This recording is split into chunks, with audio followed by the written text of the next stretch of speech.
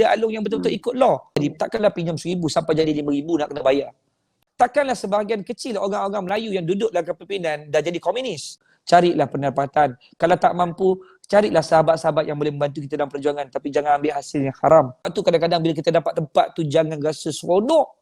Kena lagi lebih banyak menangis. Kena minta kepada Allah. Allah, kenapa kau bagi aku tempat macam ni? Aku ni tak layak. Aku bukan orang yang bangun tahajud. Aku bukan orang yang begini-begini.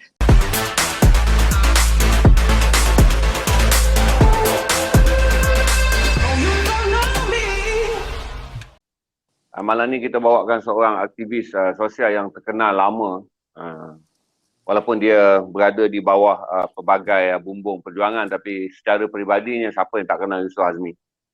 Orang yang terkenal dengan apa yang saya sebutkan sebagai memberi karismatik baru kepada aktivis NGO. Kalau dulu kalau kita lihat aktivis NGO adalah aktivis memorandum, adalah aktivis yang membuat kenyataan akhbar. Tapi ini adalah salah seorang yang membawa kita apa yang dipanggil walk the talk.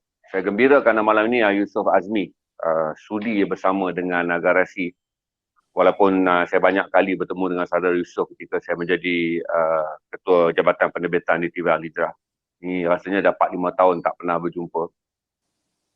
Bang Azmi, apa khabar? Baik, Alhamdulillah bang. Apa khabar bang? Sihat?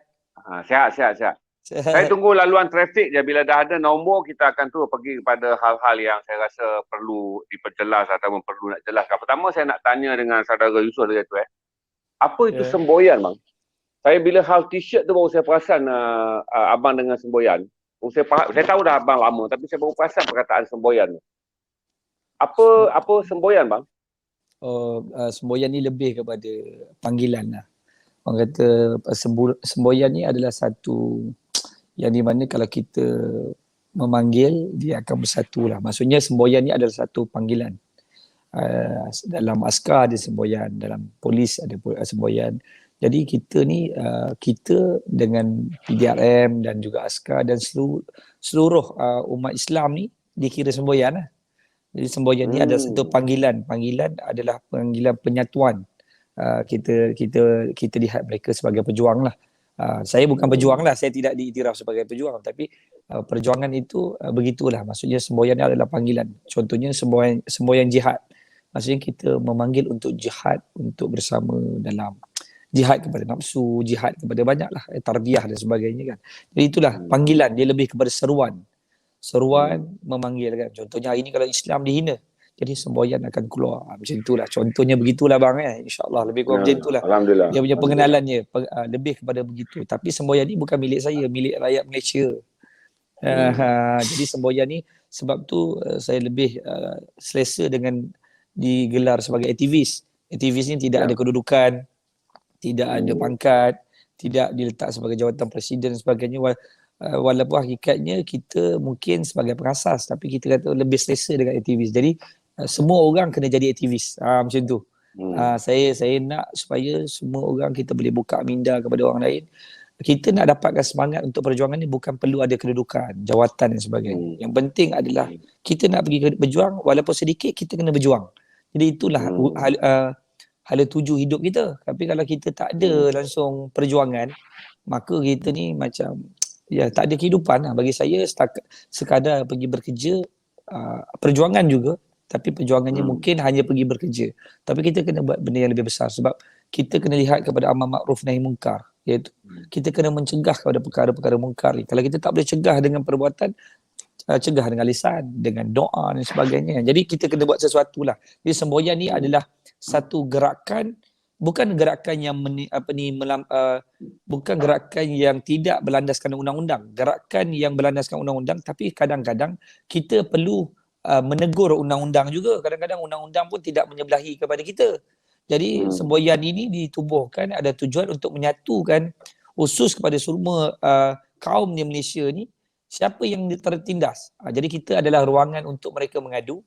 Kemungkinan kita tidak dapat membantu secara menyeluruh, kita boleh memberikan sedikit nasihat, cadangan ataupun memberikan semangat. Kadang-kadang orang ni kalau dia datang kepada kita ni, dia tak dapat kita bantu pun, kita bagi dia semangat pun adalah satu benda yang dia boleh bawa balik. Jadi inilah sebenarnya kita pendengar yang insya-Allah, pendengar yang setia lah, insya-Allah lah. Kita tak kata kita mampu untuk buat secara menyeluruh, tapi alhamdulillah dengan izin Allah kita telah bergerak. dengan kerana saya meletakkan satu kita dan berpasukan kita tidak meletakkan sebarang kasta dalam kita punya perjuangan.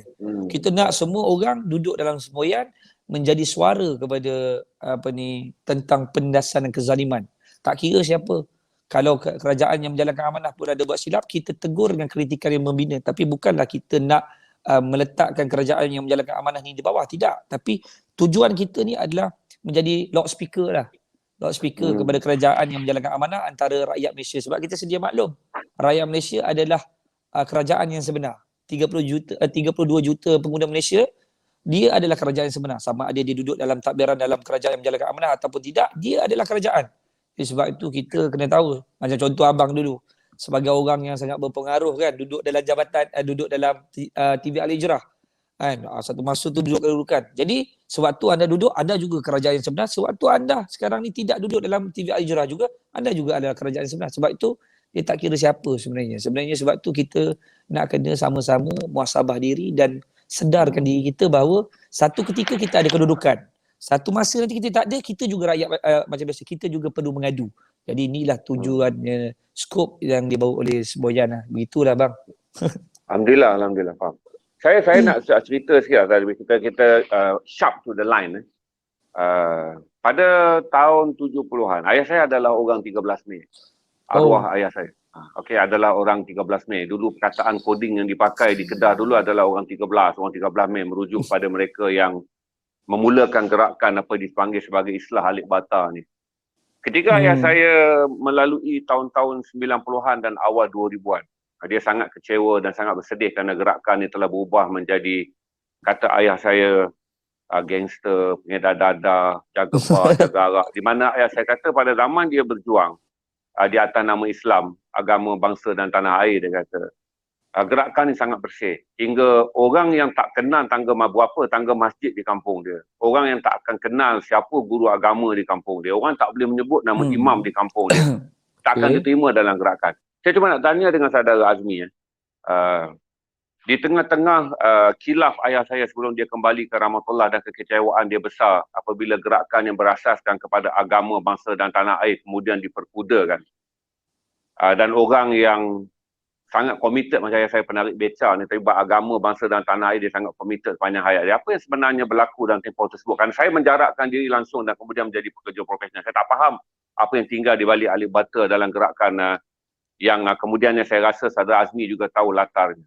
Apa yang sebenarnya berlaku dan apa yang sedang saudara betulkan dalam semboyan? Kalaulah saya mengatakan ayah saya pulang ke rahmatullah dengan keadaan yang sangat kecewa pada Alik Bata yang dia terlibat daripada zaman peristiwa 13 Mei hinggalah pada tahun-tahun yang ayah saya lebih mengutamakan adik-beradik daripada kaum keluarganya sendiri. Boleh saudara jelaskan apa yang syak wasangka dan konflik yang saya alami daripada perbualan-perbualan tarikh saya dengan ayah saya?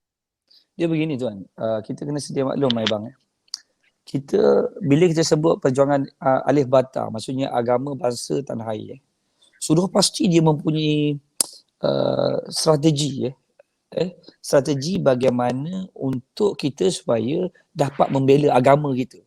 Sebab itu saya nak beritahu, musuh dia, kita jelas dengan kita nampak dari sudut terperinci, adakah musuh untuk mengalahkan kita dia tidak mempunyai helah.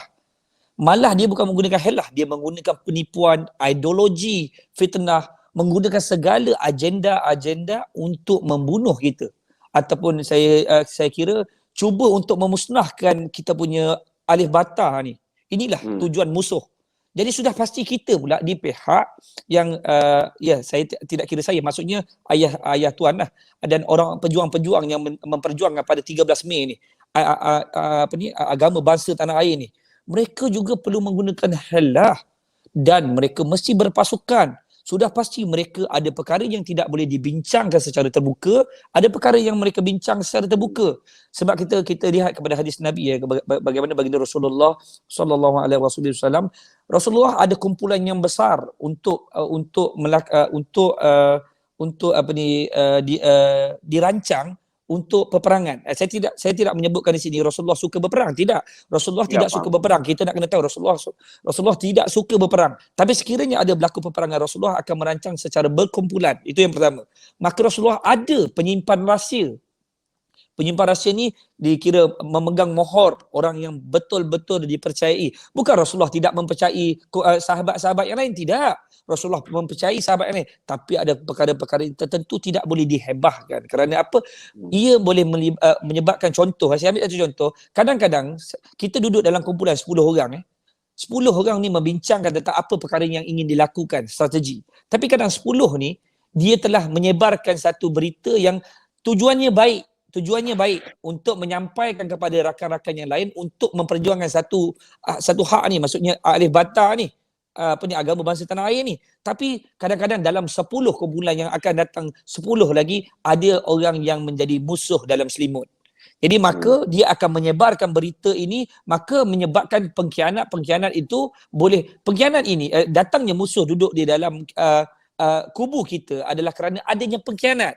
Jadi sudah pasti dia perlu merancang. Jadi kita balik kepada cerita yang tentang tuan sebut tadi, sudah pasti pejuang-pejuang pada 13 Mei ni mereka mempunyai perancangan dan helah. Dan helah ini disebut oleh musuh adalah penipuan. Musuh mengatakan kita itu penipuan, sedangkan mereka itu menggunakan helah ditambahkan dengan fitnah, ditambahkan dengan penipuan. Tapi dalam Islam tidak diajarkan begitu. Kita boleh menggunakan helah. Kalau kita tengok bagaimana dalam perang, bagaimana Sayyidina Khalid Al-Walid memerangi Rom yang mempunyai 200,000 tentera. Tapi dia mempunyai 3,000 tentera. Bagaimana dia datang dengan tiga pecahan. 1,000 di sana, 1,000 di tengah, 1,000 tu dah membawa pokok pelepah ke rumah untuk diterlihat oleh musuh. Oi, ramainya tentera Islam ni. Yang macam ni pun dah tak boleh nak kalah. Bagaimana dengan bagaimana dengan Islam yang begitu ramai tentera? Diingatkan ratusan ribu tentera. Jadi sudah pasti kita perlu ada helah. Jadi sebab itu, bila kita sebut perjuangan secara terperinci, apa yang apa yang tuan atau abang saya ni, arwah bawa itu, dia tidak boleh menjelaskan apa yang dia bawa sebab dia mempunyai semangat perjuangan dari dalam yang dia memperjuangkan tentang berkenaan agama, bangsa dan negara. Bila dia nak sebut, orang yang tidak ada mempunyai jiwa perjuangan, dia tidak akan merasai benda ni. Dia tak tahu. Kadang-kadang contohnya, saya ambil contoh, saya ada anak. Kadang-kadang kalau tidak dilakukan tarbiyah demi tarbiyah, dia pun tak faham tentang apa itu perjuangan. Apa yang nak dibawa, kenapa ni Abi ni bersungguh-sungguh sampai nak membahayakan kita, membahayakan ibu dia, membahayakan keluarga dia, tertanya-tanya. Jadi sudah pasti tarbiyah ni perlu wujud. Sebab itu dalam sistem yang ada dalam Islam ni, yang paling penting tarbiyah. Tarbiyah itu penting. Sebab itu dalam perjuangan apa yang dibawa oleh arwah ayah tuan ni, itu bukan perkara yang kita lihat dia perjuang. Sebab kita kena tahu ada peperangan ideologi, ada peperangan saraf, pikiran, peperangan psikologi. Tapi peperangan yang pertumpahan darah ini sudah pasti ada sebabnya. Sebab Islam telah terdidik bahawa jangan engkau melampaui batas ke atas musuh-musuh kamu. Sebab tu Rasulullah mengajar kita, apabila engkau menawan musuh, maka berilah makan, kata Rasulullah. Maka tarbiyahlah dia. Ajarkan dia tentang Quran. Nabi sebut ni. Jadi sudah pasti Islam tak sukakan permusuhan. Islam tak sukakan peperangan. Islam tak suka. Tapi kita kena tahu, jangan sampai kita diinjak. Sudah pasti kita tengok dalam Quran Allah sebut, aku tidak akan mengubah kaummu. Bahkan aku tidak akan mengubah nasib kaummu. Bahkan kamu yang mengubah nasib kaummu. Maksudnya Allah sebut tu, kita ni sudah pasti di Malaysia ni kaum Melayu sudah pasti Islam. Itu kita kena tahu. Melayu dan Islam tidak boleh dipisahkan. Bila kita sebut pasal Islam dan Melayu, bagaimana jiwa kita kepada Melayu Islam tu? Bagaimana sejarah pahlawan Islam kita, orang Melayu yang duduk di negara ini, yang berjuang bermati-matian memerangi British, Jepun dan sebagainya. Itu kita kena tengok, kaji sejarah. Sebab itu hari ini bila kita tengok, orang dah lupa sejarah. Rukun negara pun orang dah tak ikut. Minta maaf, termasuk diri saya kena ingatkan. Dalam masa yang sama kita tengok hari ini banyak orang yang tak faham pun nak bercakap bahasa kebangsaan, bahasa Melayu. Tidak tahu menghormati. Sebab itu kita kena balik kepada sejarah dan kita kena tahu perjuangan Alif Bata ni perjuangan yang murni. Sebab apa? Setiap negara masing-masing memperjuangkan kaum mereka, memperjuangkan agama mereka. Jadi kita di negara kita 60% adalah bangsa Melayu beragama Islam. Sudah pasti kita kena tunjuk contoh yang baik. Tapi dalam masa yang sama kita tidak boleh membiarkan mereka melampaui batas dalam mereka penghinaan demi penghinaan. Tak boleh. Kerana sebab itu kena tengok pemimpin-pemimpin yang menjalankan amanah ni. Kita nak bagi tahu kerajaan yang menjalankan amanah ni kena faham benda ni. Kenapa hari ni rakyat Malaysia semakin terdesak, semakin tertekan, Kerana ini yang menjadi masalah. Kerana bagaimana jiwa keikhlasan itu. Hadirnya jiwa keikhlasan dalam untuk memperjuangkan Alif Ba Ta. Kalau ini sudah Saudara hilang Azmi, dalam jiwa. Ya. saya nak tanya gini ya, saya yakin saudara telah memberi penjelasan mengenai sejarahnya. Cuma saya masih mengharap saudara menjawab. Sebahagian besar fitnah telah berlaku ke atas Alif Ba Ta ni adalah kerana penyelewengan yang ketara, terutama pada tahun 90-an dan 2000-an. Ketika saya menjadi penerbit edisi siasat pun saudara Azmi, saya tahu kerana saya datang daripada keluarga di mana bai'ah musyawarah semua dibuat di rumah saya. Betul. Menyelesaikan masalah kahwin lari, orang berpedang, orang bergolok dalam rumah saya. Saya tahu kata bagaimana pemeliharaan terhadap ketulinan Alif Ba Ta tu. Cuma saya nak tanya dengan saudara Azmi, bolehkah saudara meyakinkan saya bahawa Alif Ba Ta yang ada sekarang akan mengembalikan akar umbi ini sama seperti Alif Ba Ta pada tahun 60-an dan tahun 70-an? Itu yang menimbul kecurigaan kepada saya setelah menjarakkan diri daripada apa yang menjadi warisan keluarga saya adalah kerana kekecewaan kerana saya lihat bahawa ketika saya menjadi penerbit di siasat, semua orang mengaku dia Alif Ba Ta, tapi dialah yang melindungi judi haram, dialah yang memberi perlindungan kepada orang edar syabu. Dialah yang kemudiannya melindungi segala macam benda yang saya merasa sangat terperanjat kerana saya membesar dalam keluarga di mana 90% tidak ada lelaki di dalam kampung saya yang akan dianggap orang dewasa kalau dia tidak berbai'ah. Saya orang asal Jalan Lumpur, siapa yang tengok Jalan Lumpur malam ni tahulah, tidak ada orang yang berasal daripada Jalan Lumpur dianggap lelaki yang dewasa kalau dia tak berbai'ah. Tetapi ramai yang kecewa dalam scene 90-an dan 2000-an. Saya nak tanya itu dah, apakah itu telah dibaiki? Apabila saudara menubuhkan semboyan? Saya begini, Abang Zainal, kita tidak boleh menyamakan diri kita pada zaman abad ini dengan zaman 60-an. Sebab apa? Kalau Allah Subhanahu Wa Taala, saya cakap secara umum dan inilah insya-Allah mungkin boleh dipakai. Kalau kita lihat, Allah tak jadikan kita pada tahun 1960-an kerana kita orang yang tidak layak untuk duduk di tahun itu. Itu kita kena tahu. Jadi kalau Allah tahu, contohnya saya layak duduk di tahun itu, sahabat-sahabat perjuangan yang lain layak duduk pada tahun 1960-an, maka Allah akan ciptakan kita pada tahun itu. Allah tak pernah buat silap. Jadi Allah, sebab itu kita nak kena lihat, pada tahun 2021 ini sudah pasti ada banyak perbezaan dan jauh perbezaan. Semangatnya, perjuangannya, ada jauh perbezaan. Tapi takkan kita lupa. Sebab itu kita kena tengok balik Abang Zainal. Kita tak boleh samakan sebab pertama saya bagi tahu sebab orang tidak mengkaji soal sejarah, sebab itu dia tidak akan dapat kembalikan semangat perjuangan yang sebenar. Begitu juga kalau orang mengkaji tentang apa yang Rasulullah SAW bawa dengan para sahabat memperjuangkan Islam, orang tidak akan buat perkara yang haram, insya-Allah. Tapi sudah pasti itu tidak mungkin boleh terjadi. Sebab tu saya kata, kalau kata semangat ataupun perjuangan yang sebenar dibawa Alif Ba Ta pada tahun 1960-an, sudah tak pasti Abang Zainal jauh berbeza dengan dunia yang penuh pemodenan pada hari ini, dunia IT, dunia fitnah.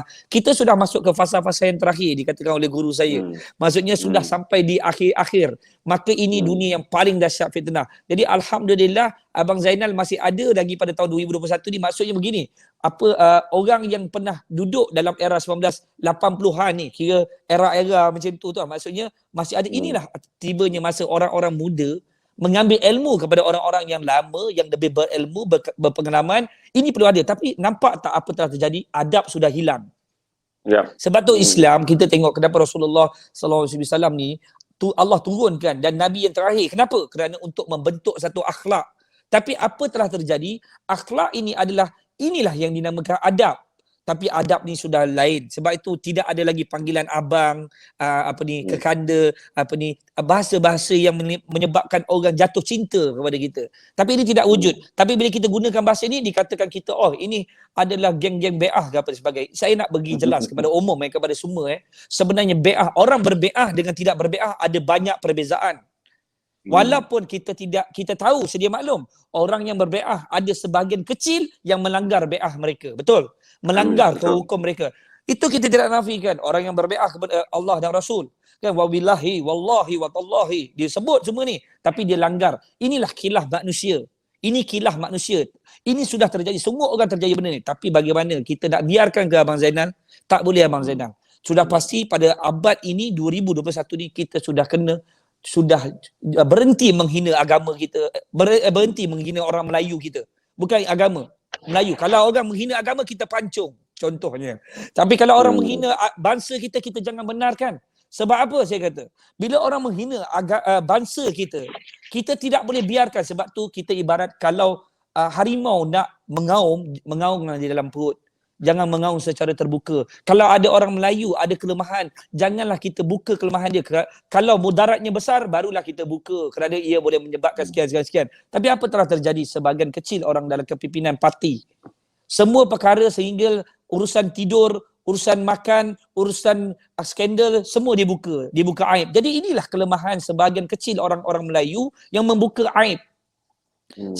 Tak ada manusia yang boleh jadi macam malaikat. Tak ada orang boleh jadi macam malaikat. Kita tengok kepada mudarat yang nak bawa. Sebab tu zaman IT ni sangat bahaya Abang Zainal.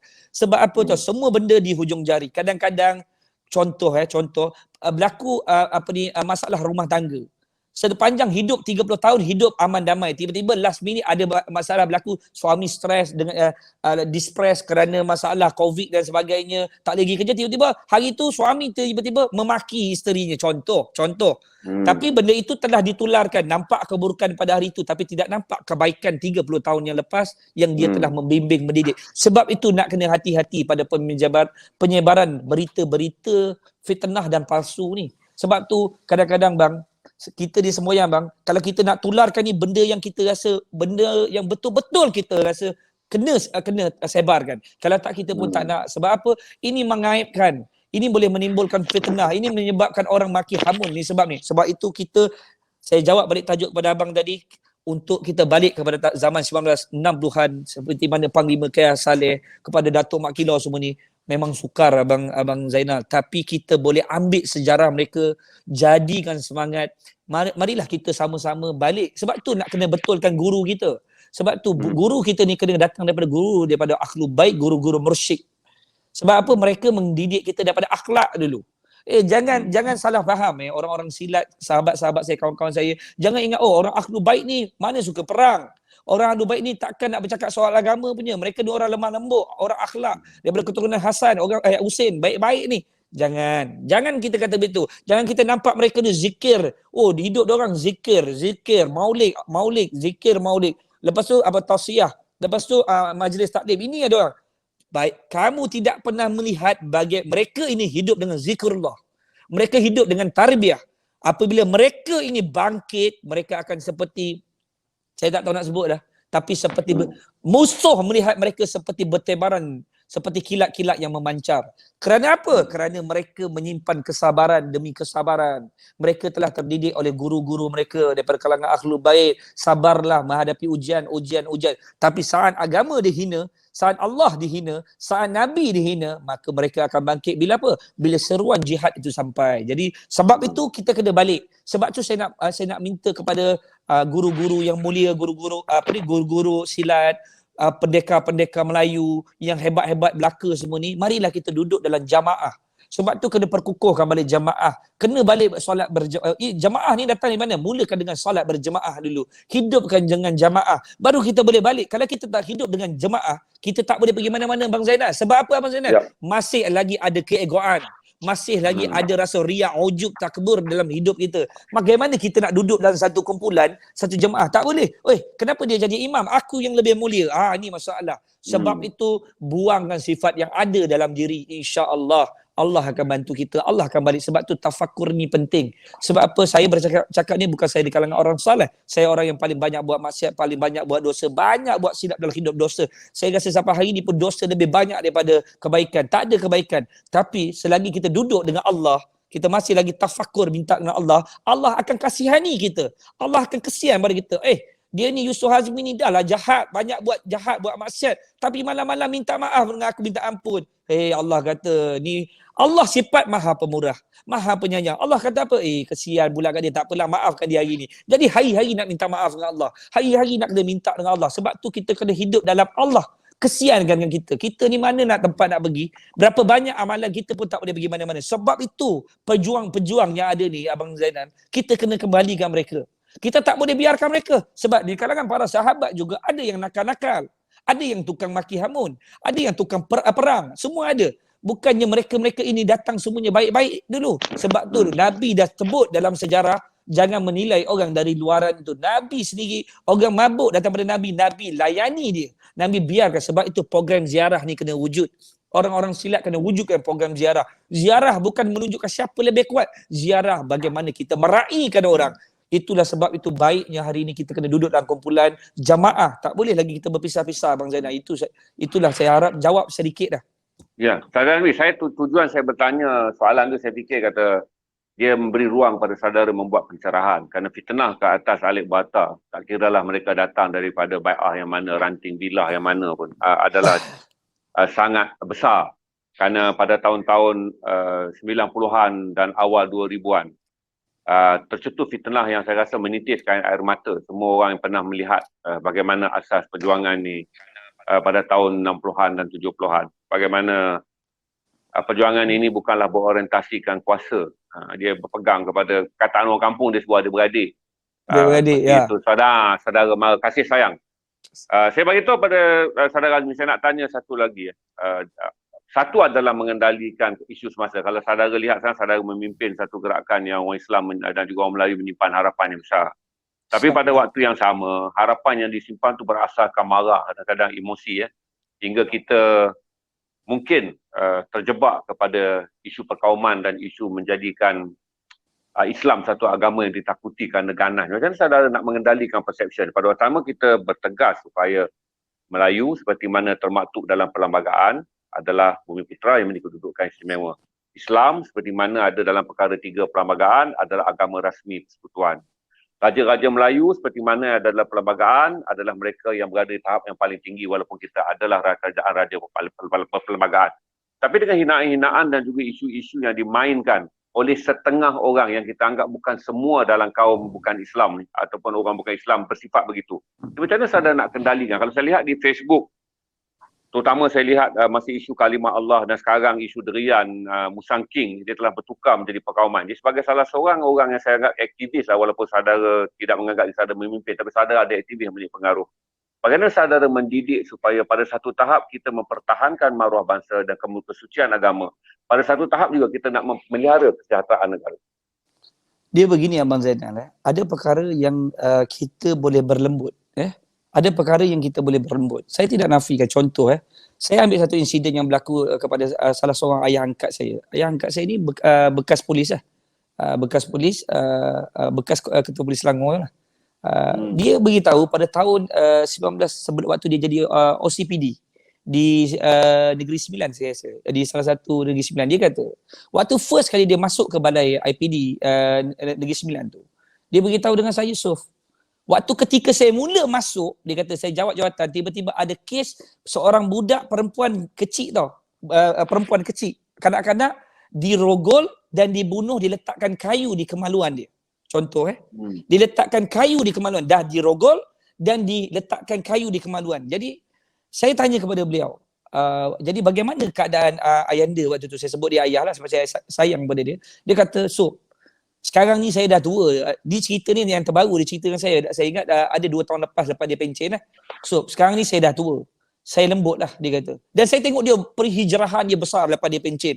Saya rasa dia lembut, baik sangat, memang lemah lembut.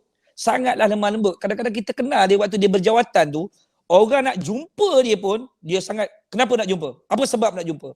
Dia punya bertegas. Semua orang pun kenal dia. Datuk Tun Insan. Datuk Tun Insan ni seorang bekas ketua polis Selangor. Dia orang yang sangat tegas dan saya banyak ambil nasihat daripada dia. Jadi dia kata, waktu ketika saya dapat kes tu, saya OCPD. Apa saya buat? Saya tanya dengan dia, adakah ayanda berlemah lembut dengan dia? Dia kata, takkan nak bagi cawan kopi, dia kata. Orang dah membunuh, orang dah merogol dan dibunuh dengan sesaat. Maka dia kata kadang-kadang hilang pedoman kerana kasih sayang. Melihat keadaan insiden itu, kerana melihat bagaimana sudahlah dirogol, dibunuh dengan keadaan yang mengerikan, maka dia telah beremosi kerana nilai kasih sayang melihat seorang budak diperlakukan begitu. Maka emosi itu menaikkan darah dia, menyebabkan mungkin berlaku satu perkara yang kita sedia maklum. Kemungkinan dia menampar, mungkin dia menyepak dan sebagainya. Perkara yang tidak dalam keadaan drastik berlaku. Emotional calm dan kadang-kadang hilang pedoman. Manusia begitu. Jadi saya sendiri juga Saya cuba mengendalikan banyak kes dengan pasukan-pasukan saya dengan kesabaran. Kalau Abang Zainal tengok daripada tahun demi tahun, daripada tahun 2011. Tapi ada perkara-perkara yang kadang-kadang takkanlah jumpa dengan contoh. Alung dah sampai nak ambil anak orang, takkan kita nak bagi cawan kopi kat dia. Sudah pasti ada perkara yang kita perlu bertegas. Tapi secara pendirian saya, Abang Zainal, dalam hati saya, setiap kali saya buat kes, saya menangis. Saya duduk seorang-seorang. Saya orang yang, saya sebenarnya asal background saya orang berniaga je. Saya tidaklah orang yang suka bergaduh dengan orang, tak ada. Orang tahu, cuma waktu kecil-kecil memang ada arwah tok memang mengajar dan sebagainya dari segi pengajian semualah. Tapi saya bukannya orang ahli Quran pun, tak ada. Bukan ahli hadis. Tapi sudah pasti tarbiyah itu wujud. Jadi ada benda yang kita mungkin boleh berlemah lembut. Tapi ada perkara yang kita rasa orang yang menzalimi orang, kita perlu bertegas, tapi tidaklah sampai melampaui undang-undang yang tertinggi. Contohnya, kadang-kadang saya mungkin melampaui batas, mungkin tertampar, contoh. Tapi kalau nak ikutkan apa yang dia buat, yang bakal mereka buat, menipu orang ratusan ribu, orang kehilangan keluarga dia sehingga bercerai-berai, menyebabkan namanya disebarkan dan sehingga fitnah berlaku apabila dia dah lah menipu orang. Lepas tu dia tunjuk pula kedai dengan orang yang tidak bersalah. Akhirnya nanti ada orang datang serbu kat kedai dia. Dia pukul. Macam-macam boleh terjadi. Jadi kadang-kadang saya juga sebagai manusia penuh dengan kekhilafan. Sebab tu saya selalu sebut, saya Abang Zainal, kalau lihat video-video saya yang lepas, tidak pernah saya merasakan saya ni baik. Saya selalu cakap, saya selalu buat silap. Saya selalu minta maaf. Saya selalu minta maaf di Facebook, di dalam TV semua. Sebab apa? Sebab saya tahu, saya tak pasti sama ada apa yang kita buat yang Allah redha ataupun tidak. Tapi saya mohon kepada Allah. Alhamdulillah dengan izin Allah. Saya rasa saya banyak buat silap. Tapi Allah tetap bagi peluang kepada saya. Allah bagi peluang kepada saya untuk masih berdiri hari ini. Dan sebenarnya Abang Zainal, saya ni masih bersyukur kepada Allah yang saya masih hidup. Kerana setiap hari saya hanya memikirkan, adakah ni hari terakhir saya? Ini ke terakhir? Ini ke hari terakhir saya? Jadi Abang Zainal, saya nak buat yang terbaik. Jadi sudah pasti dalam menjaga keharmonian negara, kita balik kepada isu tentang kita nak jaga harmoni. Sudah pasti dalam agensi penguatkuasaan juga, dalam pasukan polis, banyak keluarga kita juga, sahabat-sahabat kita, kawan-kawan kita. Kalau mereka menangkap perompak yang menyamun menggunakan parang dan sebagainya, kadang-kadang dia orang takkan cium Abang Zainal. Dia orang pun ketuk juga Abang Zainal. Jadi sudah pasti ada ketegasan. Sebelum nak pergi mahkamah tu takkan dia cium pipi. Kan? Nak minta pengakuan. Dan kadang-kadang orang yang merompak ni bukannya bertindak biasa-biasa. Potong tangan orang. Kadang-kadang potong sampai kat kepala. Yang terbaru ni kadang-kadang kita tengok hilang pedoman bila kena dadah sampai apa dia sampai menetak seorang budak. Jadi perkara-perkara begini yang kadang-kadang perlu ada ketegasan. Jadi saya cuma tidak ada kuasa saja. Kalau saya ada kuasa, kemungkinan saya mungkin akan buat yang seperti mana PDRM buat. Saya juga akan melakukan sebegitu. Kerana kita tidak boleh. Ada perkara yang kita boleh tegur dengan kasih sayang. Ada perkara yang kita boleh. Ini perkara, kita kena tengok keadaan insiden. Kadang-kadang ada orang yang tak ada hati pun. Seorang je. Tapi menipu sampai ribuan manusia, melibatkan puluhan jutaan ringgit. Dia hidup dengan kemewahan, hidup dengan kekayaan, pakai kereta, macam-macam lah kereta mewah. Dia sanggup tipu orang ramai, tipu orang kampung. Takkan kita jumpa, kita nak cium dia. Sudah pasti ada ketegasan. Takkan kita nak bagi air kopi kat dia. Takkanlah kita nak bagi makan biskut dengan dia. Tak adalah. Kurang-kurangnya kita pun nak cium dahi dia sikit. Kan? Kurang-kurangnya. Contohnya begitu. Kerana apa? Perlu memberi sedikit kesedaran, ketegasan. Cuma selebihnya kita serah kepada undang-undang. Cuma itulah, dia ada pro and con dekat sini Abang Zainal. Ada perkara kita, sebab itu dalam pasukan kita dan jemaah-jemaah kita, ada perkara yang kita berkasih sayang.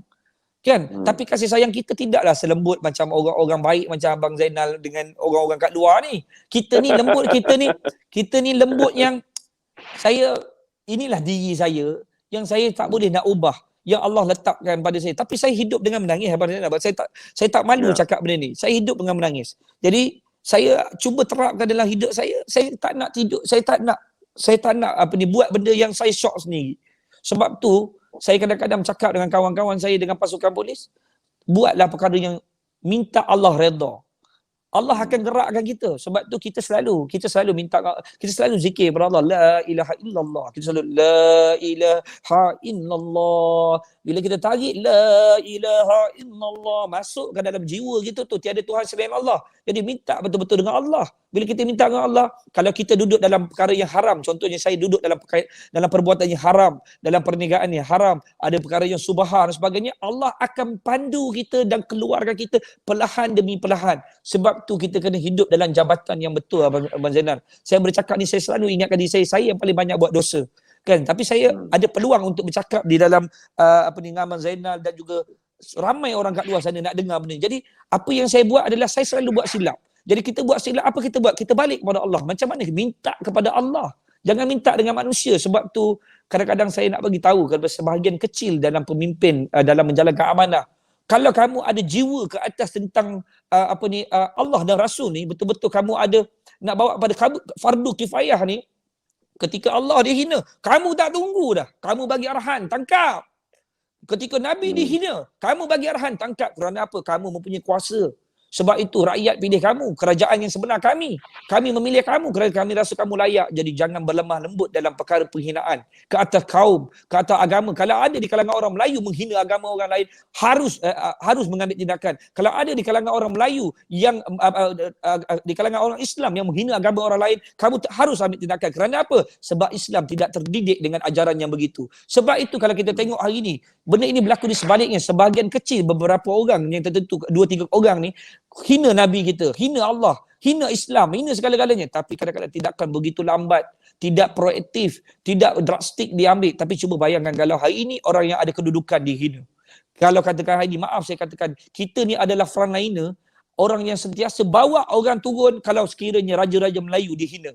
Sekiranya Raja-Raja Melayu hina, Agung dia hina kita, yang di Pertuan Agong, Tuanku dia hina kita duduk di barisan depan. Cuba bayangkan kalau hari ini Agung dia hina, kita akan duduk di barisan depan. Itulah jiwa kita kepada raja, kesetiaan kita kepada Raja Melayu kita. Tapi kadang-kadang saya lihat bila raja dihina, begitu cepat tindakan diambil oleh agensi penguatkuasaan. Tapi kadang-kadang bila Nabi dihina, kadang-kadang sehingga ratusan laporan diambil, baru nak ambil tindakan. Itu pun dipanggil untuk rakaman percakapan, tak diambil reman kadang-kadang. Saya jadi sedih. Ini menyedihkan saya, Abang Zainal. Sebab apa? Nabi yang paling mulia di sisi Allah, tapi kadang-kadang paling lambat diambil tindakan. Itu yang pertama. Kadang-kadang kita tengok hari ini, Lee Kim Siang telah mengeluarkan satu kenyataan tentang government Allah. Dia telah menghina agama Allah. Dia mengatakan kerajaan Allah. Dia bukan mengatakan kerajaan parti ataupun kerajaan mana-mana parti. Dia menyebut kerajaan Allah. Dihina kerajaan Allah. Allah tu siapa? Allah kepada orang Islam. Tuhan kepada orang Islam. Jadi bagaimana hari ini kedudukan pemimpin yang duduk dalam jawatan yang boleh memberi arahan kepada ketua polis negara, dan ketua polis negara boleh memberi arahan kepada anggota yang berwajib untuk buat tangkapan, ambil reman dulu. Tapi apa telah terjadi hari ini? Penghinaan demi penghinaan. Semua perkara ini nak buat kena pergi ke court. Kadang-kadang saya jadi macam sedih. Kalau kita buat silap sikit, kita dah boleh kena tangkap. Tapi kadang-kadang bila Allah dan Rasul dihina, tak ada tindakan yang begitu drastik. Ini luahan saya, Abang Zainal. Apa saya nak beritahu. Ini yang tertekan saya dengan keadaan ini. Sebab itu kemarahan demi kemarahan. Saya minta kepada Allah, mudah-mudahan kemarahan ini bukan datang daripada nafsu. Walaupun saya orang yang paling banyak buat dosa, tapi saya minta datang daripada-Mu, ya Allah. Tapi bagaimana sebab kesedaran kita terhadap akidah kita bila Nabi dihina? Cuba bayangkan, tidak ada tindakan. Ketika Allah dihina, tak ada tindakan. Allah akan tanya kita, Abang Zainal. Abang Zainal ditanya, saya ditanya. Semua orang menonton akan ditanya oleh Allah. Apa tindakan setiap daripada kita, perbuatan-perbuatan kita ke atas orang menghina agama Allah, ke atas Allah, ke atas Nabi. Tak ada tindakan. Kadang-kadang tidak ada laporan kenyataan dikeluarkan oleh PDRM. Cuba bayangkan kalau hari ini kes rompakan, kalau kes yang melibatkan jenayah, semua ada laporan. Boleh dihebahkan. Kalau hari ini Yusof Hazmi ditangkap, dah umumkan 5 hari reman. Umumkan secara terbuka, tapi kadang-kadang melibatkan Allah punya pimpinan. Tidak ada. Saya kadang-kadang sedih. Sebab apa? Saya keluarga polis juga. Dan sebahagian besar sebahagian besar pasukan polis semua bersama dengan semboyan. Kita semua dengan semboyan. Tapi kadang-kadang kita faham, mereka juga mengatakan bahawa arahan tidak diterima. Tindakan, dia semua atas arahan. Sebab tu kadang-kadang saya jadi sedih. Kita kena memperjelaskan balik. Kerajaan yang sebenar nombor 1 adalah kerajaan yang sebenar adalah rakyat Malaysia. 32 juta pengguna. Kerajaan yang menjalankan amanah dari sudut agensi pengawasan adalah stage yang kedua. Kita jangan letakkan dia yang paling bawah, dia yang kedua. Mereka ini adalah orang yang mengambil laporan, telus dalam perbuatan kerja melihat keadaan itu, maka perlu ambil tindakan secara drastik. Di sinilah ada pengamal undang-undang dan sebagainya, tindakan. Yang di bawah sekali adalah kerajaan yang menjalankan amanah adalah pilihan parti, lantikan politik yang menjadi menteri-menteri ini. Hari ini duduk yang paling bawah hari ini, kadang-kadang kita kadang-kadang sedih. Ada perkara-perkara yang melibatkan Islam punya penghinaan demi penghinaan tidak diambil peduli. Sebab apa Abang Zainal? Kadang-kadang sebahagian kecil dalam lantikan politik ni dah syok sendiri. Dia merasakan mereka pemerintah. Sedangkan pemerintah yang sebenar adalah kerajaan yang sebenar, rakyat Malaysia. Yang kedua ini adalah orang yang menjalankan amanah, agensi. Tapi kadang-kadang tak boleh nak buat kerja. Sebab apa? Kadang-kadang ada campur tangan daripada sebahagian kecil parti politik. Macam kita lihat kes Ronnie Liu dan sebagainya. Yang di bawah sekali ni, lantikan politik ni kadang-kadang begitu lemah dalam urusan agama Allah bila dihina dan Nabi dihina. Sebab itu Abang Zainal, kadang-kadang ada perkara yang kita boleh berlemah lembut. Ada perkara yang kadang-kadang kita tidak mampu untuk menahan kesabaran. Sebab apa? Balasan yang kita akan terima di akhirat lebih teruk daripada dekat bumi ni. Kalau di dunia ni Allah penjarakan kita, dengan izin Allah, Allah penjarakan kita, saya lebih redha. Tapi bagaimana dengan penjara yang lebih besar nanti dekat akhirat? Bagaimana dengan alam barzah yang paling diterangkan? Rasulullah sebut ketika aku jalan di kubur, Rasulullah kata aku paling takut melihat keadaan di dalam kubur, alam barzah. Rasulullah kata, bagaimana hari ini kita tak ada rasa takut kepada Allah? Saudara Azmi, alhamdulillah saya mendengar banyak pandangan saudara dan kebimbangan saudara pada isu yang saya anggap relevan lah, terutama kata-kata Allah dan juga agama Islam Nabi Muhammad. Cuma satu saya cuba nak tanya pada saudara Azmi, kalau saya boleh buat comparison, perbandingan. Saya juga ada kebimbangan sekiranya berlaku seperti mana gerakan yang berlaku di Indonesia apabila hal-hal yang begini dibarai dengan semangat yang tak terkawal. Apakah saudara rasa bahawa ada kecenderungan terbentuk daripada sebuah kumpulan yang mencintai Islam, yang mencintai Rasul, yang mencintai Allah, akhirnya berubah menjadi kumpulan yang sedikit ultra? Kerana saudara pun tahu, saya suka menyebutlah, ini adalah stream tu terang. Saya bimbang kerana saya rasa di Malaysia tak sesuai kita mempunyai gerakan seperti Front Pemuda Islam. Tak sesuai untuk kita mempunyai seperti Alaska Hijau yang mengisytiharkan perang dan mengisytiharkan pertumpahan darah. Jadi macam mana saudara nak navigasikan supaya di tengah-tengah kecintaan semboyan kepada Allah, kecintaan semboyan kepada Rasul, kecintaan semboyan kepada Islam, pada waktu yang sama kita tidak mahulah menjadikan dia satu gerakan yang kita juga memilih pertumpahan darah kerana kemarahan itu. Macam mana saudara nak navigasikan benda ini supaya check and balance itu tepat dan bersesuaian demi kesejahteraan Islam dan Islam sebagai agama yang melindungi juga orang-orang bukan Islam? Terima kasih Abang Zainal. Pertama saya nak beritahu Rasulullah SAW tidak suka berperang. Tidak suka peperangan. Sebab tu kena tengok dalam hadis banyak cerita tidak menyebabkan perang.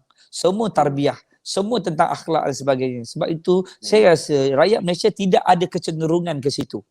Cuma rakyat Malaysia hilang kesabaran. Hilang kesabaran kepada tentang tentang salah laku kuasa yang digunakan sebahagian kecil dalam pemimpin parti politik. Dan juga dalam keadaan itu ada sebahagian kecil juga di dalam kerajaan yang menjalankan amanah, agensi ini pun menyalahgunakan kuasa kerana mereka ini juga ada sebahagian kecil daripada lantikan politik. Kita sedia maklum. Ini tak boleh dinafikan lagi. Ini secara terbuka semua orang dah tahu. Sebab itu kadang saya rasa 20,000 orang sekarang. 3,700 orang menonton ni mengakui kata benda ni betul tak ada. Teruskan saja. Saya nak mendengar ni. Kerana tak selalu orang akan bercakap perkara yang benar begini. Jadi kita tidak boleh menafikan semua kedudukan yang tertinggi, jawatan tertinggi dalam agensi ini pilihan daripada kepimpinan parti politik, lantikan politik. Kerana apa? Ada persetujuan yang tertentu. Mungkin dari sudut kuasa dan sebagainya. Saya tidak menyebut ini soal rasuah dan sebagainya, tapi ada kedudukan tertentu yang memberi kepentingan kepada kepimpinan parti tersebut dalam dalam pemerintahan, menyebabkan ada perkara-perkara yang tidak boleh disentuh dan tidak boleh digubal dan sebagainya. Ini nak kena jelas. Kalau kita benar-benar untuk berjuang, cubalah kita buat perkara yang insya-Allah. Saya tidak menyatakan bahawa kita kena buat yang benar-benar menjadi seperti malaikat, tidak. Tapi lihatlah, kalau dalam RM10 yang anda miliki, kalau anda nak ambil 50 sen, cukuplah. Tapi janganlah sampai ambil RM10. Sampai rakyat menderita, sampai semua orang menderita, sampai orang susah. Kita faham, sebahagian kecil dalam kepimpinan parti ni kadang-kadang, mereka hanya fikir untuk bagaimana untuk kaup. Untuk mendapatkan sesuatu, kalau aku kalah ni, aku dah ada persiapan. Kita tidak nafikan benda itu berlaku, tapi saya nak beritahu, yang paling penting sekarang ni adalah jangan ganggu tugas PDRM, jangan ganggu tugas SPRM, jangan ganggu tugas immigration, jangan ganggu tugas-tugas agensi ni. Kan? Jangan ganggu. Sebab apa? Jangan ganggu tugas Jabatan Agama Islam, jangan ganggu duit zakat, jangan ganggu duit Baitul Mal, jangan ganggu. Sebab apa? Sebab kerana gangguan ini menyebabkan mereka duduk dalam agensi ni kadang-kadang putus harapan nak buat kerja baik. Buat baik sikit kena pindah. Bukan dekat-dekat tu. Kadang-kadang KL pindah Sarawak. Habis. Berjauhan dengan keluarga sebagai ini yang terjadi. Sebab saya percaya sebahagian besar pasukan-pasukan yang duduk dalam agensi ni semua orang yang amanah. Yang betul-betul nak berjuang. Tapi sebahagian kecil ini adalah yang duduk dalam kepimpinan tertinggi dalam agensi ini adalah lantikan. Lantikan yang dibuat oleh parti yang telah menang pilihan raya. Menang pilihan raya yang telah memerintah. Jadi sebab itu saya nampak ini benda kena diperbetulkan. Sebab apa? Bila rakyat yang sebenar, kerajaan yang sebenar sudah hilang kesabaran, mereka akan malas untuk buat undian. Ini yang terjadi. Sebab tu undian kita kalah kerana apa? Kerana bukan kalau kita lihat kekalahan demi kekalahan berlaku. Saya bukan orang politik tapi sudah pasti saya juga cenderung kepada menyokong parti-parti yang menjurus kepada kebaikan, yang kepada agama, kepada bangsa, tanah air ni. Saya sudah pasti cenderung kepada itu. Sebab itu orang-orang muda yang saya jumpa, dia orang dah malas pergi mengundi. Sebab apa? Dah hilang dan putus harapan. Ini masalahnya. Ada orang kata dengan saya, Yusof Azmi, jangan campur urusan politik. Yusof Azmi, jangan involve dalam politik. Jangan ni. Saya tidak boleh kata saya tak involve. Saya kena menyokong dan cenderung kepada orang yang betul-betul nak bawa kepada agama, bangsa dan tanah air. Tapi itu rahsia saya. Siapa yang saya beri sokongan? Saya pasti perlu ke. Sebab apa? Kalau tidak, kita akan dapat kerajaan yang menjalankan amanah. Yang stage ketiga saya sebut tadi, kepimpinan parti ni yang akan memerintah negara ni akan di kalangan orang zalim. Orang yang akan rakus, yang akan menang pilihan rakyat. Sebab tu kita kena pastikan lagi kerajaan yang memerintah ini, kerajaan yang menjalankan amanah yang memerintah ni di kalangan orang-orang baik. Walaupun dia tu bukan di kalangan orang Melayu Islam, dia mesti duduk di kalangan orang Melayu dan Islam. Sebab negara ini kita tidak boleh nafikan majoritinya orang Melayu Islam dan tanah ni tanah Melayu. Sudah pasti kita kena pilih pemimpin daripada kalangan orang Melayu Islam yang berakhlak, orang yang baik. Kan? Jadi sebab itu saya sebut dekat sini supaya sebab 1, 2, 3 orang ni duduk yang dalam parti ni berubahlah. Sebab semangat orang duduk dalam kepimpinan di bawah-bawahan ni, saya yakin tau di setiap parti yang ada kat Malaysia ni, yang duduk di bawah-bawahan ni semua ni nak berjuang tau. Diorang benar-benar buat. Diorang menganggap setiap kepada pemimpin parti adalah idola mereka. Bukan sikit. Kadang-kadang contoh, kita ambil contoh kan. Kita ambil contoh UMNO. UMNO mempunyai 3 juta lebih. Saya ingat 3 juta ahli yang ramai. 3 juta ahli yang ramai. Jadi sudah pasti perjuangan alih bata yang dibawa oleh UMNO contohnya, sudah pasti orang-orang muda, golongan bawahan ni, orang-orang bawah ni, macam saya ni, orang-orang bawah dan orang warga emas semua ni adalah penyokong tegar dalam parti UMNO. Sudah pasti dia orang menaruh harapan yang tinggi kepada parti UMNO. Contoh kita ambil pula dalam Bersatu. Ada orang-orang muda, warga emas juga yang menjadi orang yang menyokong perjuangan dalam parti Bersatu. Sudah pasti mereka mempunyai semangat. Jadi kita ambil pula dalam PAS. Dalam PAS pula ada orang yang betul-betul menyokong perjuangan Islam. Yang betul perjuangan kerana lillahi ta'ala ni betul-betul ni. Jadi apa terjadi mereka dalam 3 parti yang saya sebut termasuk Putra yang dipimpin oleh Datuk Ibrahim Ali. Jadi semua orang-orang muda dan warga emas betul-betul menyokong. Jadi apa telah terjadi dalam 4 parti ni? Mereka mengidolakan pemimpin mereka. Jadi pemimpin mereka, tokoh mereka perlu buat apa? Perlu betul-betul menggerakkan cara yang betul-betul bukan hanya memberikan semangat, kerana seperti memberi umpan. Kalau kita memberikan dia umpan, maka mereka akan rosak. Maka kita kena buat mereka supaya menjurus benar-benar ke arah perjuangan. Jadi sekiranya ada di dalam parti tersebut, ada buat kesalahan, ambil tindakan dengan segera. Bukan kita ambil tindakan secara buang dia kerja ataupun kita penjarakan dia, tidak. Terpaksa buang daripada parti tersebut ataupun maafkan dia, jangan ulangi semua. Maksudnya tindakan dalaman perlu diambil. Wajib adakan tindakan tata tertib dalam parti tersebut. Sebab apa? 4 parti yang saya sebut ni, mereka orang-orang muda berjumpa dengan saya, mereka ni semua penyokong Tegar. Mereka ni orang nak berjuang kerana alif bata, kerana agama bangsa dan tanah air. Tapi mereka dicurahkan dengan semangat. Tapi kita tahu sebahagian kecil yang duduk dalam kepimpinan parti-parti yang saya sebut tadi, ada yang memikirkan kedudukan mereka sahaja.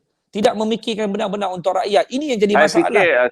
Saya fikir Razmi, anak muda dan orang tua macam saya pun nampak tebalnya serban kalau disembunyi emas orang tahu. Ambil emas menyembunyi di balik serban orang tahu pecah mana. Menyembunyikan berlian di balik tengkolok pun orang tahu menggunakan nama bangsa. Betul Ami? Menyembunyikan harta di balik kepiah mestilah orang nampak. Tapi itu saya fikir kata saudara Teguh benar betul lah kata pemimpin ni bagi kita suka nak ingatkanlah. Tebal serban boleh menimbulkan syak wasangka anda mungkin menyembunyikan emas. Tinggi tengkolok pun kadang-kadang orang tahu anda mungkin menyembunyikan berlian.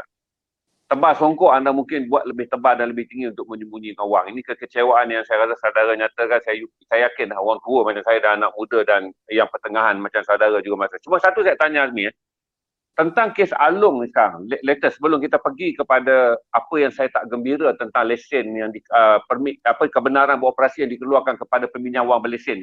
Saya nak tanya dulu, berapa kes serius kes Along dalam tempoh 16 bulan kita PKP? Aduan yang masuk pada kita. Saya rasa lebih ramai orang meminjam. Orang Melayu yang susah yang tak dapat pergi ke bank akan meminjam. Saya tak pasti sebab sekarang ni lukanya kita akan nampak nanti. Sekarang ni semua orang Melayu dia lari pergi pinjam, Saudara Azmi. Pembelitan ulas sawah hanya akan makan selepas ni. Lukanya kita akan lihat selepas tu. Saya nak tanya dari segi prevention, saudara ada maklumat tentang melimpah ruah ke orang berhutang dengan Along ni? Saya begini Abang Zainal. Bila masuk, sebelum datangnya COVID ni, sebelum datangnya PKP 1, 2, 3 ni, sehingga fasa 1 ni, orang meminjam Along terlalu ramai. Dan sebahagian besar, saya kira yang datang jumpa dengan kita, mungkin 2-3% daripada yang 100% yang datang jumpa kita mengadu pada kita. Yang selebihnya menggunakan khidmat yang berbeza, mungkin buat laporan polis, mungkin ada yang pergi selesai sendiri ataupun ada yang masih bayar dan berhutang sehingga bertahun-tahun. Maksudnya dia orang survive dengan cara mereka. Tapi apa yang saya terima maklumat, bila datang lockdown ni, bila PKP, COVID ni datang, peningkatan ke atas meminjam ni lebih ramai. Lebih ramai yang meminjam. Kemungkinan saya tidak mempunyai data itu. Sebab apa? Kerana saya tidak ada data tersebut, tapi ikut pada pengalaman saya, kita menerima aduan sebulan pun lebih daripada 50 aduan Along yang datang berjumpa dengan kita lah, yang duduk di Kuala Lumpur. Tapi peminjam yang datang berjumpa mengadu kes Along okay. Mengadu kes Along.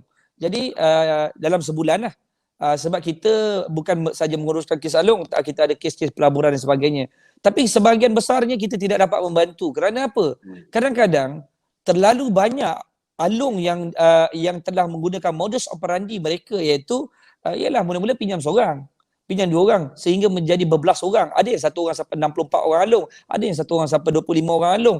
Bagaimana kita nak selesaikan benda ni? Bukan begitu mudah. Jadi sebab itu sekarang ni kita isytiharkan perang je kepada Along yang kurang ajar.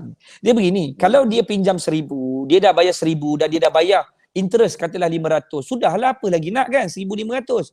Kadang-kadang ada Along yang pinjam 1,000 dah bayar sampai 5,000. Ini memang 1 sen lah patut tak dapat duit, tapi dia masih minta lagi.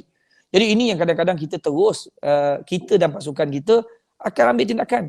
Apa kaedah yang kita buat tu ada strategi kita lah. Tapi apa saya nak sebut tentang apa yang soalan yang ditanya oleh Abang Zainal tadi.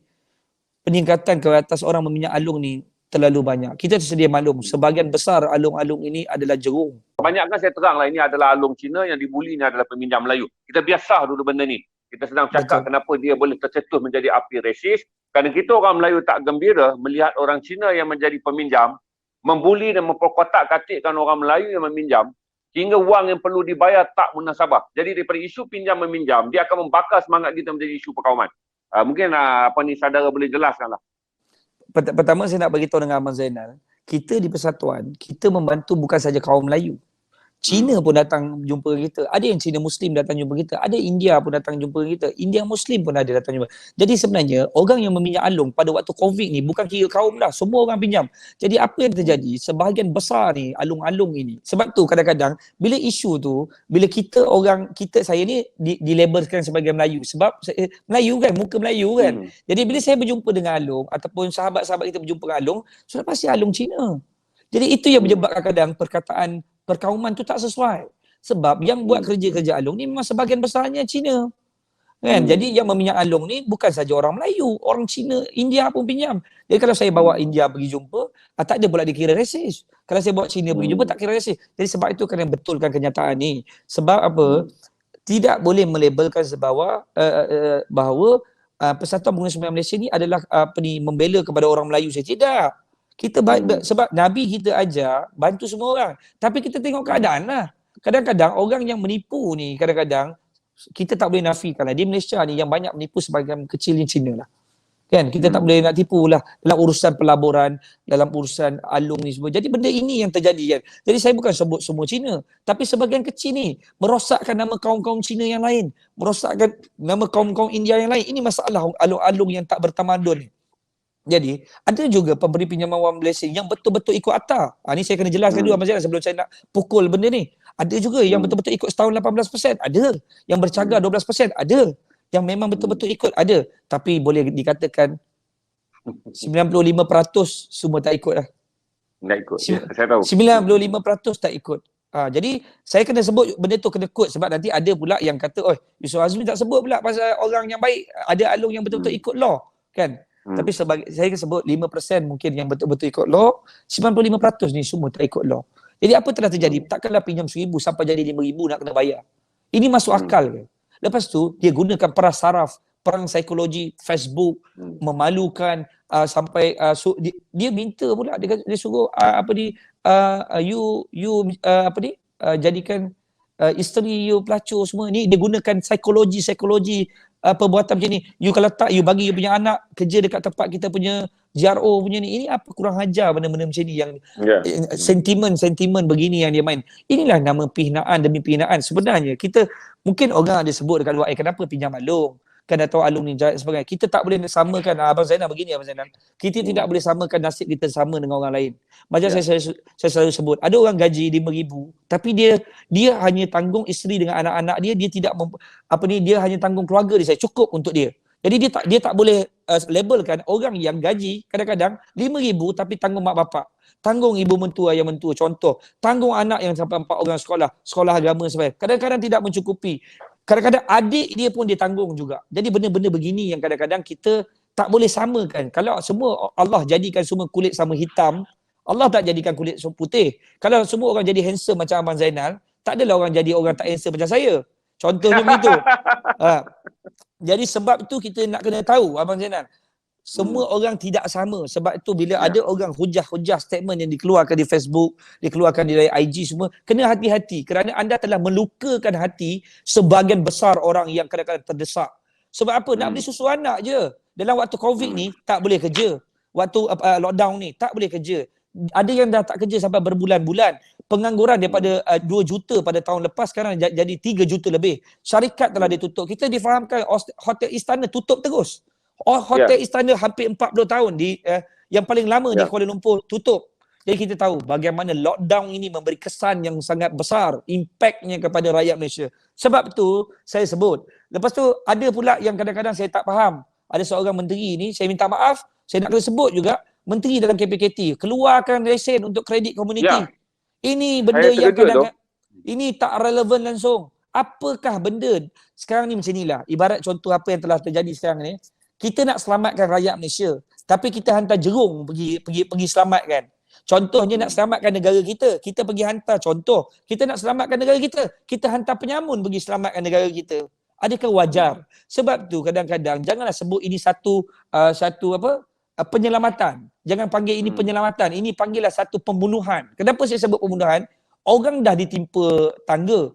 Engkau baling dengan batu, engkau hempas dengan mesin basuh. Contohnya begitulah peribahasa dia. Ibaratnya orang sudah terduduk, tidak mempunyai kerja, tidak ada kewangan Abang Zainal, tidak ada perniagaan lagi, dah tak tahu mana nak pergi dah ni.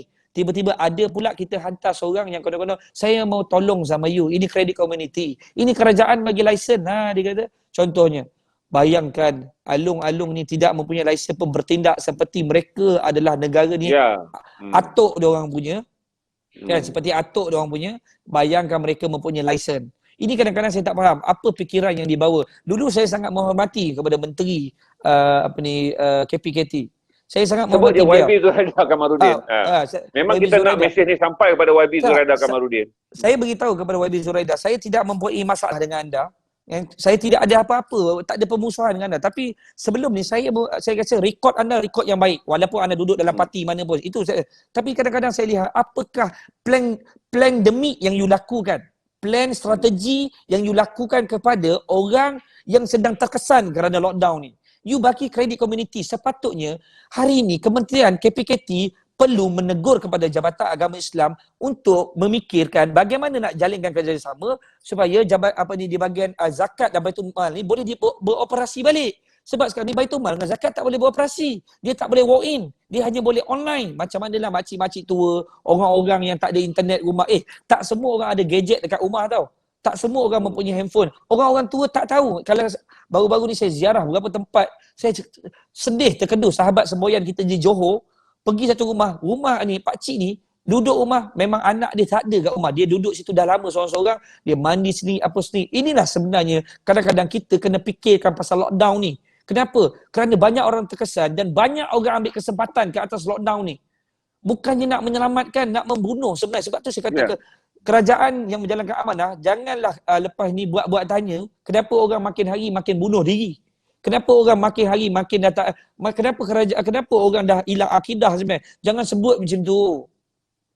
Orang kalau dah rasa tak boleh nak hidup, sewaktu itu imannya telah tercabar, maksudnya imannya telah hilang, maka pembunuhan diri ni akan berlaku kepada sesiapa saja. Bukan saja kepada orang Islam, orang bukan Islam pun boleh terjadi. Sebab tu saya nak cakap kepada YB Zuraida, tolonglah tarik balik benda ni. Janganlah benarkan benda ini. Kerana ini menyebabkan masyarakat akan menderita. Tolonglah kerajaan yang menjalankan amanah bagi peluang kepada zakat dan Baitul Mal untuk mereka beroperasi balik. Jangan gunakan sistem online ni. Online ni menyusahkan orang ramai. Dan bagaimana promosi besar-besaran yang dilakukan oleh zakat dan Baitul Mal yang kita nampak banyak membantu orang selama ini. Mereka dah tak boleh buat apa-apa dah. Pejabat tak boleh buka setiap negeri. Daerah dah tak boleh nak buka dah. Jadi macam mana orang nak minta bantuan? Sekarang sebab tu saya bawa slogan Abang Zainal, rakyat jaga rakyat, we are the real government. That is the truth.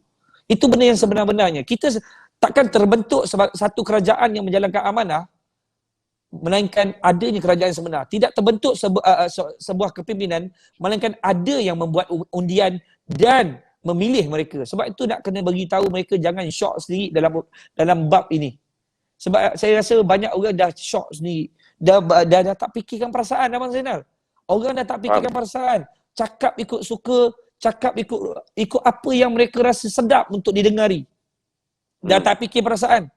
Dan diorang fikir kadang-kadang saya jadi tak faham. Soalan yang ditanya, jawapannya tak sama langsung dengan soalan. Itu yang kadang-kadang kita pelik. Kalau Abang Zainal tanya saya, kalau saya jawab salah, Abang Zainal mesti tanya saya lagi, betul? Yusof, awak telah jawab benda yang salah. Awak jawab, okey, saya akan jawab. Mungkin saya tersalah dengar sebab kadang-kadang banyak benda bercakap. Tapi kadang-kadang orang tanya pasal lain, dia jawab pasal lain. Bila orang tanya lagi, dia marah. Bagi peluang kepada kita, bagi peluang kepada kita, bagi peluang kepada kita. Ini masalah ni Abang Zainal, bukan bagi peluang Abang Zainal. Ini cerita soal negara kita. Diorang kalau tak sayang negara, itu urusan diorang lah. Tapi kita masih ingat sejarah pahlawan-pahlawan Melayu Islam yang telah berjuang sekian lama demi kemerdekaan. Bagaimana hari ini Tunku Abdul Rahman boleh menobat untuk memerdekakan. Itu semua ada sejarah-sejarah yang tersembunyi. Bagaimana merdeka itu berlaku. Tunku Abdul Rahman ambil itu bukan hanya kerana Tunku Abdul Rahman. Ada pahlawan-pahlawan yang telah terkorban. Bahawa adakah kita nak biarkan mereka ini terkorban tanpa berperang? Berperangan ni buat saya bukan perang yang pergi berperang secara membawa bilah. Tak perlu bawa pedang ni. Peperangan itu suara rakyat perlu dibuka. Suara Abang Zainal perlu menegur. Ramai lagi rakyat perlu. Kerana rakyat takut dengan compound. Saya faham benda tu. Saya pun sebenarnya adalah orang yang memikir pasal compound. Kadang-kadang compound bukan sikit, ada yang sampai 1,500, 10,000 ada. Ada yang sampai 50,000 saya dengar. Inilah sebab itu. Kerajaan yang menjalankan amanah, 1, 2, 3 orang menteri ni yang saya nak sebut. Mereka ini jagalah benda ni. Jangan sampai dilihat sebagai komunisme, sebagai komunis. Kalau kamu gunakan budaya ugut, keluar rumah kena tangkap. Keluar rumah kena compound. Kalau sekiranya langgar juga boleh dipenjarakan. Ini dunia apa? Ini dunia apa? Abang Zainal ingat balik sejarah. Apa ni? Dunia komunis. Ini cara komunis bawa. Takkanlah sebahagian kecil orang-orang Melayu yang duduk dalam kepimpinan dah jadi komunis. Saya nak sebut. Sebab itu kita kena balik kepada sejarah. Jadi kredit komuniti ni sepatutnya tidak boleh. Harus dia hentikan secara muka. Hentikan terus. Tidak dibenarkan, licensing dibenarkan. Ini tidak membantu, ini membunuh. Lebih bagus mereka tak makan. Saya punya cadangan, lebih bagus mereka tidak makan daripada mereka mati dalam keadaan tekanan. Sekarang ni sudah tekanan, lebih menambah. Saya tak pasti sama ada YB Menteri menerima maklumat tentang siapa kredit komuniti ni. Saya buat di siasat lama, Saudara Azmi.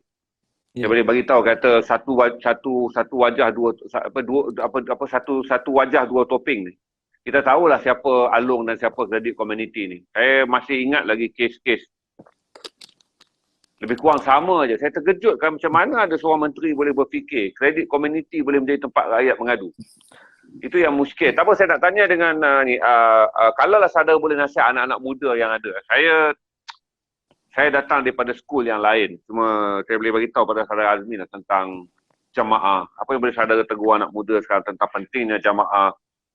Kita memang wajib memelihara agama kita. Kecintaan kita pada Allah dan pada Rasul. Tapi pada waktu yang sama melakukannya dengan bijak untuk tidak mencemarkan agama kita. Boleh saudara saran sebagai seorang daripada aktivis semboyan malam ni, bagi soalan yang terakhir untuk menjelaskan tentang semboyan, menyeru lebih ramai orang berjemaah dalam jemaah yang berpegang kepada Lillahi Ta'ala. Walaupun saya haraplah saudara Azmi kalau arwah ayah saya masih hidup, dia berbanggalah melihat saudara. Kerana ketika dia meninggal dalam keadaan duka cita melihat apa yang terjadi kepada ahli berta yang mereka adalah kumpulan pelopor yang kemudiannya salam pun dia tak mau. Apa saja pun dia tak mau kerana dia kecewa agama dan juga bangsa dan tanah airnya telah dicemarkan dengan begitu teruk.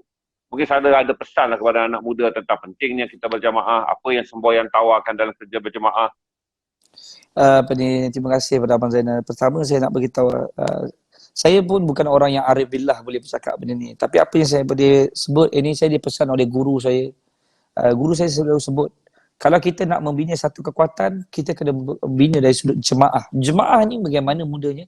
Mulakan dengan solat, dia kata. Mulakan dengan solat. Janganlah engkau solat selagi engkau tidak mempunyai jemaah ataupun kau mempunyai imam di depan kamu, dia kata. Jadi saya tanya, kalau terlewat, dia kata biarkan lewat daripada engkau tidak mempunyai jemaah, dia kata.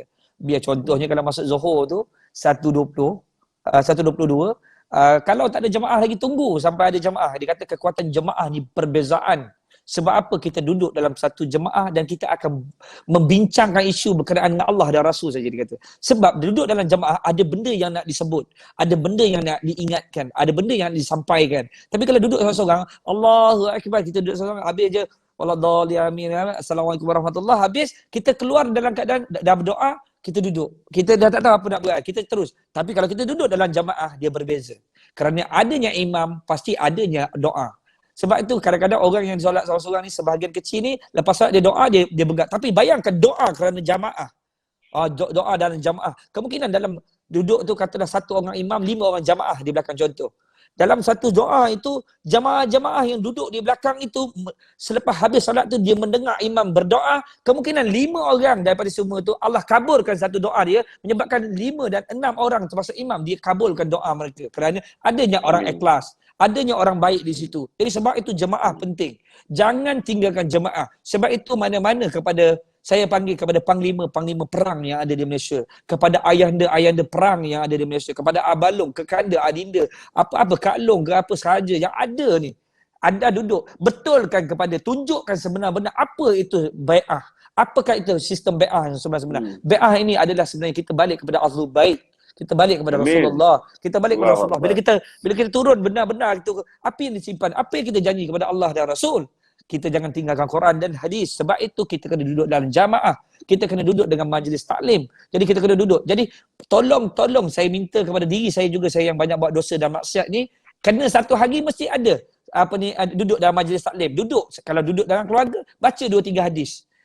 Beza orang yang duduk dalam roh Islam ni. Sebab roh ni nak kena makan. Roh nak dimakan. Tapi roh sekarang ni memecil dalam diri, termasuk diri saya ingatkan. Roh hidup dah takut. Roh kata, Yusuf Azmi, banyak kau buat dosa daripada buat baik ni. Aku tak makan. Kau tak berzikir, Yusuf. Engkau tak bacakan hadis, Yusuf. Engkau tidak mengingati Rasul. Rumah engkau tidak dipenuhi dengan apa-apa amalan yang baik, Yusuf. Jadi roh takut. Bila roh takut berjumpa dengan Rabbul Alamin. Dia takut bertemu dengan Allah. Dia takut bertemu dengan Allah. Bila takut bertemu dengan Allah. Sebab itu kita bertindak semua mengikut emosi saja. Kita bertindak tidak bukan kerana roh yang baik. Kalau roh yang baik akan tegur kita, adanya diri. Diri itu adalah milik Allah. Dia akan tegur, Yusuf, jangan buat macam tu. Kau dah buat salah, minta maaf cepat-cepat.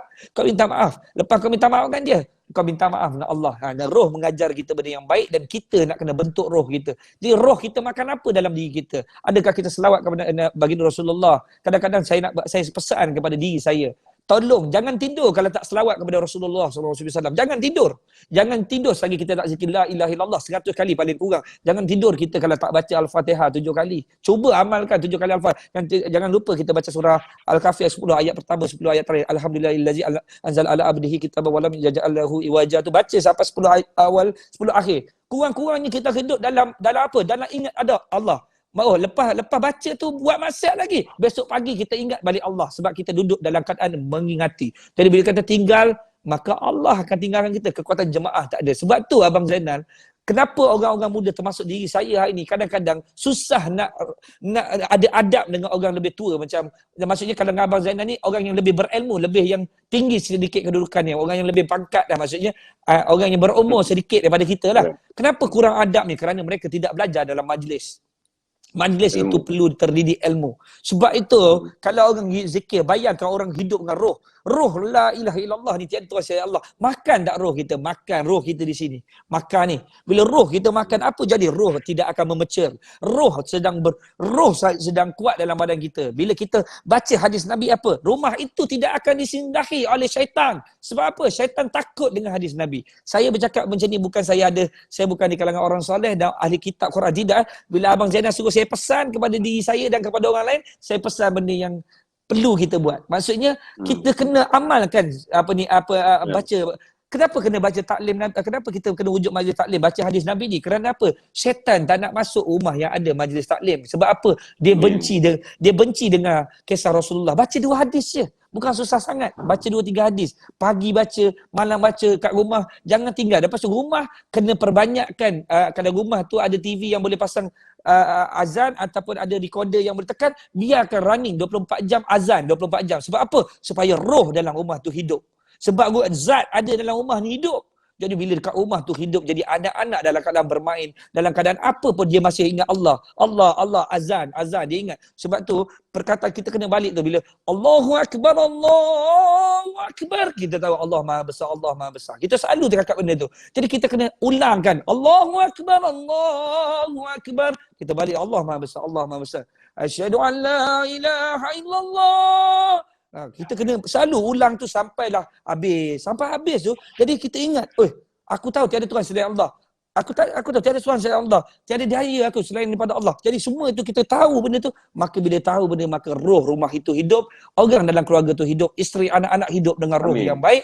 Maka apa terjadi? Jemaah orang-orang muda ni akan menjadi apa tahu? Satu hari nanti jangan kamu bangkit. Allah yang akan bangkitkan kamu. Bukan dengan pedang kamu boleh memerangi, tapi dengan jihad yang ada dalam diri kamu. Kamu akan bangkit seperti mana? Seperti singa yang kelaparan. Tak perlu kamu bangkit. Allah yang gerakkan kamu. Tak perlu kamu nak maki hama orang. Tak payah kamu buat apa. Allah yang akan menyedarkan kamu supaya kerana apa kamu duduk dalam lindungan Allah. Hasbunallah wa ni'mal wakil. Sebab itu hidup ni Abang Zainal kena ada perancangan. Perancangan yang gagal Nabi sebut. Nabi kata orang yang merancang gagal, orang yang merancang kegagalan ni, maksud merancang tak betul, tiba-tiba bila Nabi membuat keputusan kepada dia pun berjalan dalam keadaan sedih dan rasa pasrah. Dia kata hasbunallah wa ni'mal wakil. Allah sebaik-baik penolongku. Kepada Allah lah aku meletakkan harapan. Dia kata kan, Hasbunallah wa ni'mal wakil masuk kan. Jadi Nabi terus mencela. Nabi kata Nabi terus bukan mencela, Nabi membidas. Nabi kata sesungguhnya Allah mencela kepada orang yang meletakkan Allah sebaik-baik penolong tapi dia tidak berusaha dengan benar, tidak merancang dengan betul. Jadi kamu setelah kamu berusaha yang terbaik, kamu dah laku yang terbaik, perancangan yang betul, maka kamu gagal, maka itu ujian pada kamu, maka untuk menyedapkan hati kamu barulah kamu meletakkan hasbunallah wa ni'mal wakil. Barulah betul. Kerana apa? Sudah merancang dengan betul-betul strategi. Sebab itu orang-orang muda di luar sana, saya ingatkan diri saya dan juga kepada mana-mana semua kumpulan-kumpulan yang ada orang-orang muda di luar sana. Bila nak berjuanglah betul-betul kerana Allah. Sekiranya perjuangan itu tidak berlandaskan Al-Quran dan hadis, berkeluarkan Al-Quran dan sudah, kita takkan pergi mana-mana. Sebab apa? Kerana dunia, sudah saya sendiri mengingatkan diri saya, Abang Zainal, kita perlukan harta yang banyak untuk pergi berjuang. Tapi bukan kerana harta itu semata-mata untuk perjuangan. Kita perlukan ekonomi yang besar untuk perjuangan. Tapi kena ada kaedah. Kalau nak betul-betul berjuang, berniagalah betul-betul. Carilah pendapatan. Kalau tak mampu, carilah sahabat-sahabat yang boleh membantu kita dalam perjuangan. Tapi jangan ambil hasil yang haram. Sebab apa? Bila kita ambil hasil yang haram, maka hidup kita nanti diakhiri dengan benda-benda yang haram juga. Sebab itu saya sendiri, Abang Zainal, orang berniaga. Banyak terlibat dengan riba dulu, Abang Zainal. Banyak buat salah dalam hidup. Saya belajar banyak benda yang haram mungkin saya makan dalam hidup. Jadi alhamdulillah dengan Allah Subhanahu Wa Taala saya minta Allah keluarkan saya dari dunia perniagaan yang kadang-kadang syubhah, dunia perniagaan yang kadang-kadang salah. Mungkin nampak betul, bukan betul ke berniaga macam ni. Oh, ada salahnya, Allah betulkan. Sebab apa? Sebab kita minta kepada doa-doa orang soleh, jumpa dengan orang-orang soleh. Sebab tu kita jangan rasa diri kita baik. Kalau kita rasa diri kita baik, tu pasal kita rasa kita perfect, tu yang kita masalah. Kita tidak akan akui kesilapan kita. Jadi orang-orang muda di luar sana, marilah kita bila nak takbiran Allahu Akbar ni, benar-benar mentakbir kepada Allah. Kita minta kepada Allah. Tapi bila kita jatuh, kita tak minta pada Allah. Bila kita naik, kita minta pada Allah. Bila kita jatuh, tak minta pada Allah. Jangan. Duduk dengan Allah. Senang pun, tanya dengan Allah. Ya Allah, kenapa aku tiba-tiba dapat benda ni senang? Kena tanya pada Allah. Kenapa aku dapat ni? Kenapa aku dapat tempat ni? Jadi kena menangis dengan Allah. Sebab apa? Kedudukan Allah bagi bukan kerana free.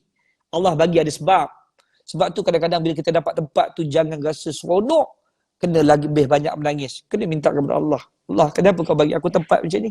Aku ni tak layak. Aku bukan orang yang bangun tahajud. Aku bukan orang yang begini-begini. Tapi ya Allah, kenapa kau letak aku macam ni? Kadang-kadang tanya dengan isteri, anak-anak, kenapa letak macam ni? Sedangkan kita bukan orang yang layak. Tapi mungkin Allah nak uji kita, Abang Zainal. Allah nak bagi pada Abang Zainal duduk daripada orang yang dikenali. Saya dikenali. Allah nak uji kita, Abang Zainal. Satu hari nanti Allah akan tanya dengan kita. Jadi Abang Zainal, gunakan tempat Abang Zainal dan tempat saya ni untuk kita buat sesuatu demi agama, bangsa dan negara. Mudah-mudahan Allah redai kita, Allah rahmati kita, insya-Allah. Mudah-mudahan. Terima kasih Saudara Azmi dan terima kasih semua yang ada malam ni. InsyaAllah kita stream lagi dengan Saudara Azmi. Bila-bila masa kalau ada isu. Saudara Yusof, Allah Akbar. Cuba kita stream lagi dengan Saudara Yusof. Bila ada kelapangan, banyak isu yang kita kena buat majlis-majlis ilmu gini. Kita anggaplah kalaupun bukan... Saudara Azmi, ramai orang, Saudara Yusof, saya bila saudara tu nak jaga majlis ilmu malam ni, saya panggil saudara, selalu dia panggil Yusof, Yusof. Bila semua saudara tu jadi. Yusof, dia orang tanya pasal baju semboyan, dia orang nak beli macam mana? Boleh je order kat website www.apparel semboyan. www Apparel semboyan. Kalau dia masuk kat website tu boleh keluar tu. Semboyan Malaysia tekan tu, keluar dah. Okey, saudara tuan-tuan semua, saya tak sempat ambil dia. Kata saudara Usop pergi ke semboyan Malaysia je. Saudara boleh order secara online. Jangan beli dekat mana-mana orang yang bukan pengedar rasmi. Boleh je. Supaya wang yang saudara beli tu dapatlah digunakan oleh semboyan untuk tujuan alik butter tu. Penting je. Terima kasih saudara Azmi. Jangan serik, lain kali kita stream lagi. Seronok dengan Usop. Kalau panggil Usop, saya tak akan ni. Usop, kita stream lagi nanti Usop. Supaya kita dapat bincang banyak. Assalamualaikum. Terima kasih Usop kerana sudi stream dengan Garasi TV. Assalamualaikum warahmatullahi wabarakatuh. Waalaikumsalam warahmatullahi wabarakatuh.